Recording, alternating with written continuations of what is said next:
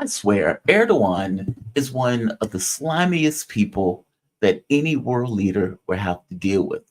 Duplicitous, functioning purely on self interest, and fundamentally dishonest, especially in agreements that he makes, because right now he is breaking the Astana agreement that puts him at odds with Russia and Iran. Apparently, Putin is having talks with Erdogan, but the reality of it is, Erdogan fundamentally just lied. And this is a lie that he's made over and over and over again. That lie being he is working with head chopping jihadists, in this case, aimed at overthrowing the Syrian government, in which case they are now occupying parts of Syria and Aleppo, again, breaching, flagrantly breaching the Astana agreements that was made with Iran and with Russia. He just lied. And, for all protests that he may make on this, his statement makes that brimmingly stark clear that he is lying about this and that he is backing this. And it's not just him, it's Erdogan, it's NATO, and for that matter, it's Israel. All of these groups have different reasons and rationales for why they are doing this. And this, I mean, a violent, vicious overthrow of head choppers into Syria to use as a battering ram to take down the Syrian government. This is just another front in a global war. They each have their different reasons. You must understand how I look at this. And in fact, let's do this.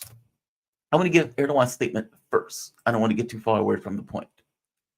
Erdogan comes out after seeing all of these jihadists, these terrorists, go in and slaughter, kill, maim, and even chop off heads, literally.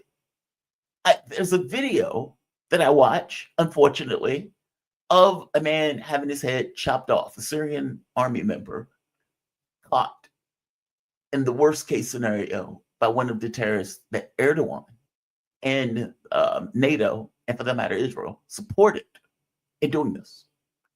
What's different about this is that the first time around, back in 2011, you had Saudi Arabia, you had Qatar, you had many of these other governments that were full in backing and supporting people and throwing those terrorists into Syria to take down Assad. That is not our current day and age. Right now, Saudi Arabia and all of those other Arab countries have fundamentally come out and said, this is wrong, and we stand with Syria in this because Syria has been brought back into the fold of the Arab states. All right. Erdogan sees this. Everyone in their mama knows that he is directly involved in this, even to the point of controlling what is happening. And he comes out and he makes a statement eschewing blame, eschewing any notion of responsibility. And he says, and they say, Ankara is committed to the territorial integrity of Syria and wants the conflict to be resolved in accordance with, quote, legitimate wishes of the Syrian people. Keep that in mind, legitimate wishes of the Syrian people. That's important because that goes back to the Astana agreements.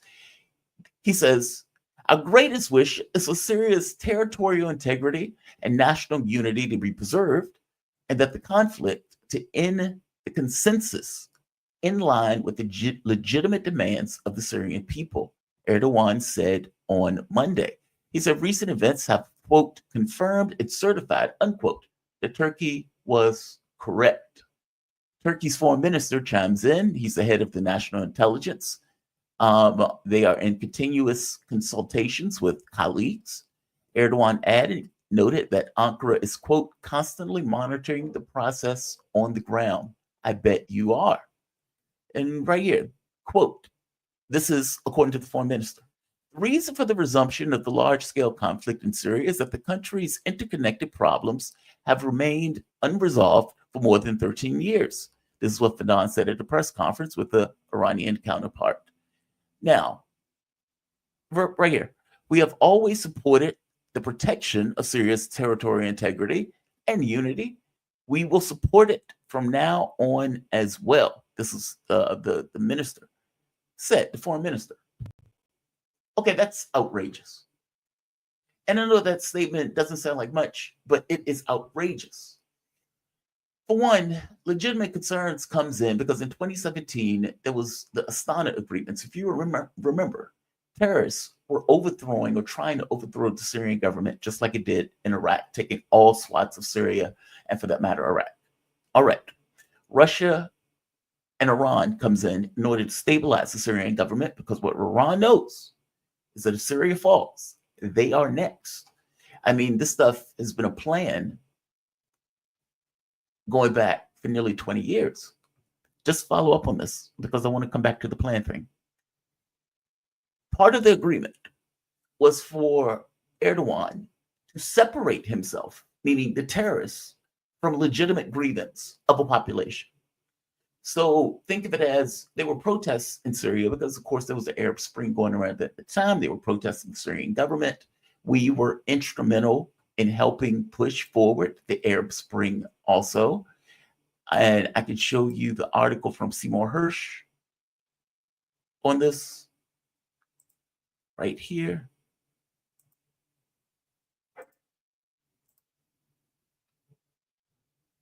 The redirection, as it's called, from the New Yorker.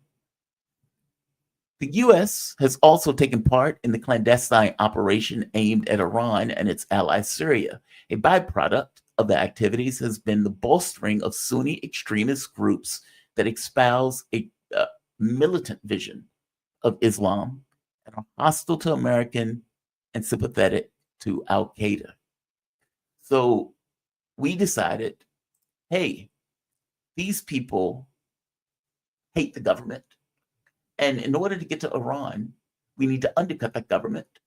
And so we can work with extremists in that country in order to overthrow the Syrian government. This was all the way back during the George Bush administration.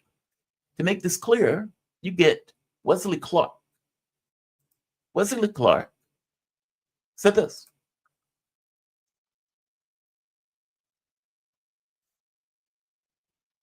Just say hello to some of the people on the joint staff who used to work for me. And one of the generals called me and he said, "Sir, you got to come in. You got to come in and talk to me a second." I said, "Well, you're too busy." He said, No. He says, "We've made the decision. We're going to war with Iraq." This was on or about the 20th of September. I said, "We're going to war with Iraq. Why?" He said, "I don't know." He said, "I guess they don't know what else to do."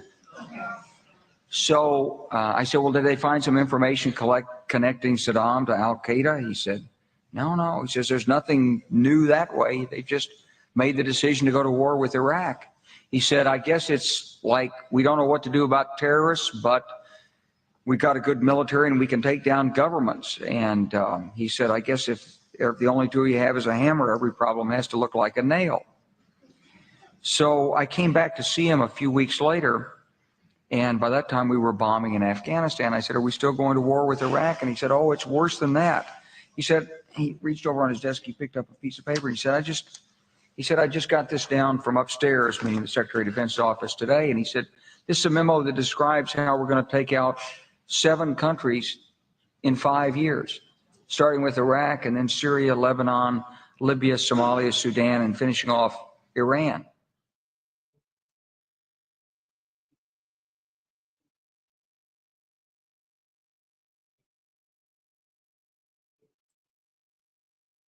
Wow.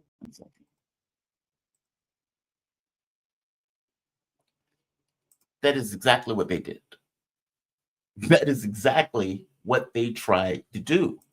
The issue that they ran into is that Russia and Iran got involved and stopped them from doing that in order to knock over Syria. Because understand, if terrorists take over Syria, who is going to allow terrorists to keep Syria? They're going to say, well, hey, we have justifiable reasons now to invade, and any government that we put into place is going to be subservient to the wishes of the US, or at the very least, we will have a heavy military presence in Syria that, again, will be close to Iran, and for that matter, close to Russia.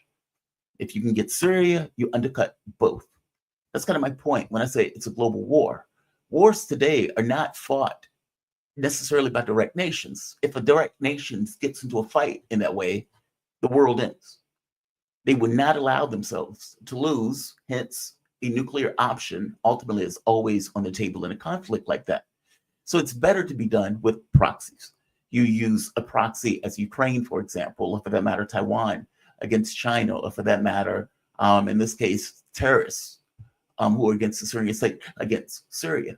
You can do it all around the world. Georgia, it's taking place right now. They're trying to have a Maidan moment in Georgia. The prime minister said that is not going to happen here. You're not going to turn us into Ukraine. But again, that is another front. All of these things are not disconnected in the way that they may be talked about in the mainstream media, because media drops context. The reality of it is all of this stuff is part of a global war for supremacy. One side has decided they want a multipolar world. The other side has decided, well, we don't like multipolarity. We want to remain a hegemonic world order with us in control. And so by definition, this kind of hegemonic, single-minded control of the US and its vassals in the West cannot live with a world where you have multipolarity as its basis, meaning we're equals. We're going to deal with each other as equals. Hell, we're even going to use our own currency when we deal with each other. Okay, that flies in the face of any notion of a hegemonic government. The problem that the West is having is that the world has fundamentally changed. And they are staking all of this in this kind of excitable belligerence where they're putting everything on Ukraine, meaning they stake all of their credibility. And in an existential sense, their very reason for being, they don't want to accept that the world has changed, which is why their hubris and their delusions led them to such a failure in Ukraine as they were staking all of that. And as a pivot, Georgia, they try to get another front in Ukraine, meaning try to get Georgia involved in some kind of conflict with Russia. If they can take over the government, they may be able to do that. And two, in Syria, which, as I pointed to before, undermining Syria undermines Iran, and for that matter, Russia by extension. This is not individual conflicts. They're one. Global war. That's what's going on. Erdogan, in this case, is not doing this out of the blue. And just to make it clear that Erdogan is involved in this. I mean, for one, I would argue his statement indicates that he's involved. For one, the idea that, just to make it clear, right here, when he says the greatest wish is for Syria territorial integrity and national unity to be preserved, and for the conflict to end with consensus in line with the legitimate demands of the Syrian people. Okay, I often say that what you say often says more about you than it does the thing that you're talking about. Because if you are describing reality and what you're saying is so against that reality, so warped in the context of what is clearly happening that everyone else can actually see, then it says a lot about you. Calling head choppers, people who are literally chopping off of heads, as being legitimate demands of the Syrian people is outlandish. It's outlandish. I would tell you the Syrians who are on the ground in Syria that may hate the Assad government hates the head choppers worse. You fundamentally destroyed that country. And not just destroyed that country, you got 500,000 people killed as you destroyed that country. That was doing what? The Obama era. I'm pointing out that nobody in their right mind in Syria, even if you're against the government of Syria, meaning Bashar al-Assad, will be okay with this. This is outlandish. They're destroying churches, knocking down Christmas trees, killing people left and right. And yeah, chopping off heads when they get the opportunity to do so, because again, they're terrorists. This is basically ISIS for all intents and purposes, or the motley crew of groups that they're now changing their name to something else that is still Al-Qaeda. The terrorists. And they're doing what terrorists do. And so he's acting as if this is some kind of civil action, that the population itself is somehow okay with this. That is absurd. It wasn't like, oh, there were huge protests and then the people rose. It wasn't that. It was frozen conflict, terrorists in Idlib, and oh my God, blitzkrieg attack against the Syrian government. The very act of him calling this the Syrian people is outlandish, and on some level is an indictment of Erdogan himself. The fact that you're looking at it this way, it's absurd. It's utterly absurd. The only reason you would say something like this that is so contrary to reality is that you are trying to hide something, you're trying to bury something, you're trying to minimize something. What you're trying to minimize is your hand in this. Yeah, it makes all the sense in the world that if you are backing terrorists as they're going into a country, that you might say, well, hey, maybe they aren't terrorists. Maybe they're just, citizens with grievances. And again, he used the buzzword legitimate because in the Astana agreements, it was separation of terrorists from legitimate concerns of the population. He's breaking the Astana agreements, but he's trying to speak in the language as if he has some level of plausible deniability that nobody and their mama believes, which is the reason why he's talking to Putin right now, because Putin knows the difference. Just outrageous. Just outrageous. And just to make the point, to show how Turkey has been involved in this, and us, by the way, again, the US, deeply involved in this. I mean, for God's sake, they're driving around in NATO vehicles, literally, right here. Again, I just want to nail the point home.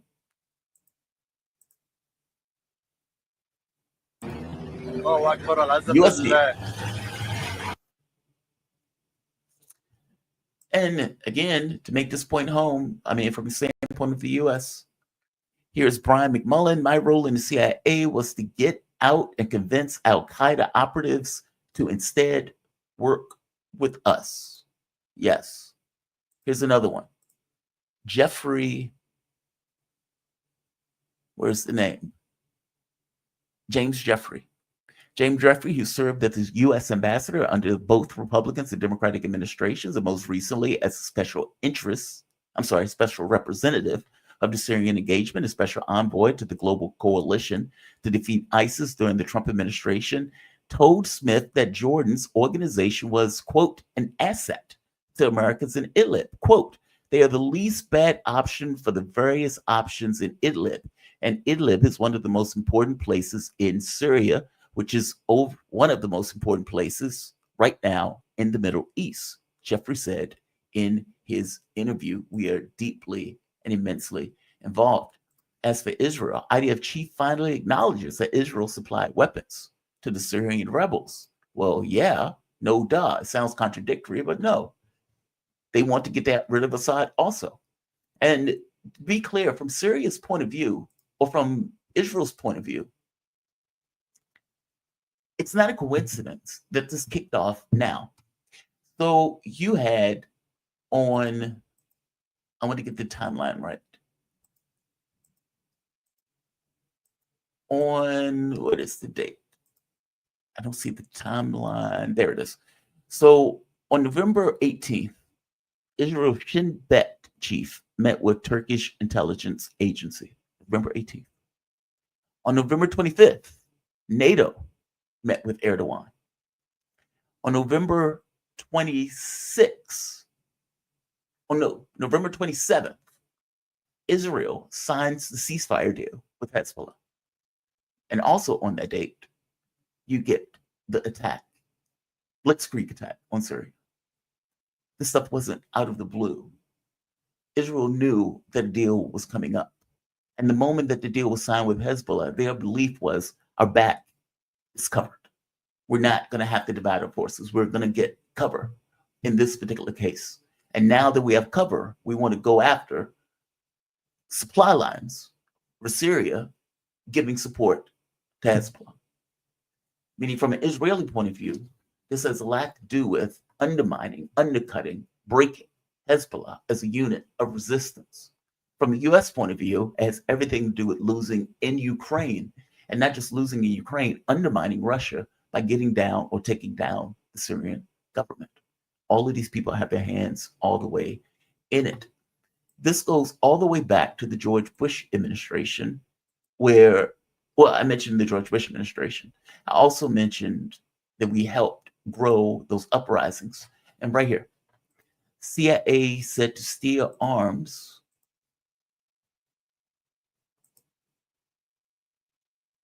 to Syrian opposition.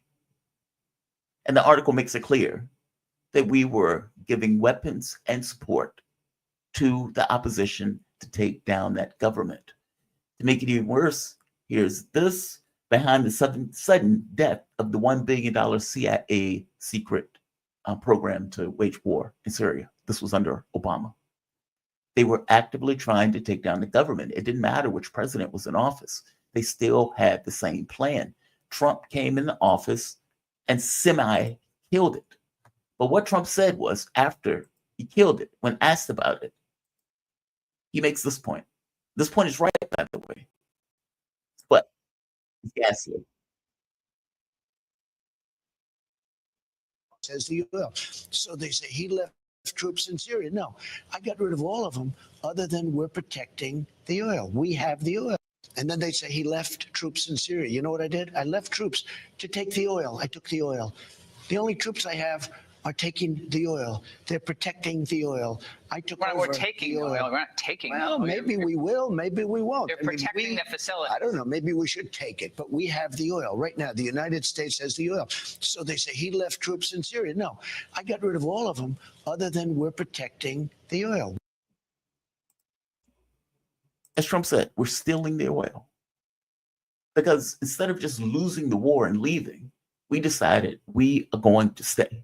And we're going to steal the oil, steal the wheat in order to deprive the government from being able to reestablish itself in lieu of a day like this, where we can resume, reignite, and attack the government once again. Turkey's hands has been all over this. So right here, this.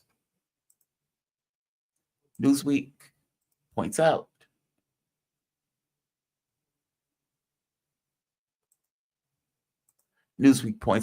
Turkey's troop merged with terrorist bases in Syria. Russia alleges they had meeting between leaders. What they're talking about is that over the course of the conflict during that time frame where there were people going in after Syria, that terrorist groups were able to effectively merge with Turkish bases in Idlib.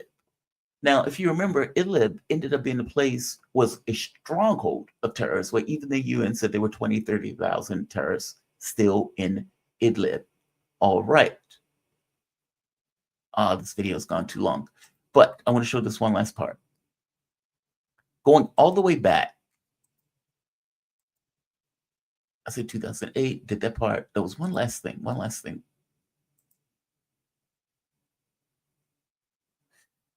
All right.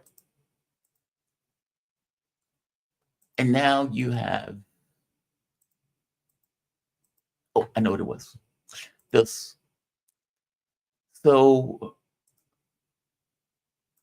back during what was called the Syrian Civil War, it wasn't a civil war. It was all of these jihadis from all over the Middle East being funded and paid in order to take down the government, whatever. Seymour Hersh prints this in the London Review. It was not even allowed to be printed in America. And right here, the red line and the red line. What he's talking about is a pipeline where chemical weapons can be ferreted through Turkey in order to have this kind of fake false flag attack that then would bring America into the conflict. Hersh pointed out that stuff went through Turkey. My point here is all of this stuff, weapons and everything else, goes through Turkey. They clearly know and involved in this process. And as I said before, Erdogan's statement, acting as if people were chopping off heads out of civilian population, when the Syrian population under no circumstances would support back insane extremists like this. We use them as weapons in a massive war. There are proxies. And Turkey, Erdogan is completely in on it. He is a member of NATO, and he is backing this operation even against the Astana agreements that he himself agreed to. I'm going to say like, share, and subscribe. Oh, by the way, Scott Ritter is going to be on tomorrow. I have a damn good show tomorrow. Scott Ritter, John Kariakou. So definitely be with me and join me on that. Let's see. I have a hard time seeing this now with my new place. Erdogan, unsure where he is from, but from one of the countries U.S. supports. I don't trust anyone our government and mainstream media say are allies. They are all liars. Well, Erdogan only looks out for Erdogan. That's the thing that you can believe, if nothing else. Erdogan looks out for his own interests. He looks out for himself. And anytime an opportunity comes up where he can jump on it, he does. I would point out one thing to Erdogan, gently put at that. They don't like you. They don't even allow you to be in the EU. And when they were trying to overthrow your government, the person who helped you out was Vladimir Putin. I think you should remember who are the people you can trust and who are most likely to be your friends, as opposed to people who despise you but use you because you have a huge and massive military and you have influence in the region that they want. Be aware of your friends. I'm going to say like, I'm going to say share, and I'm going to say subscribe. Thanks all.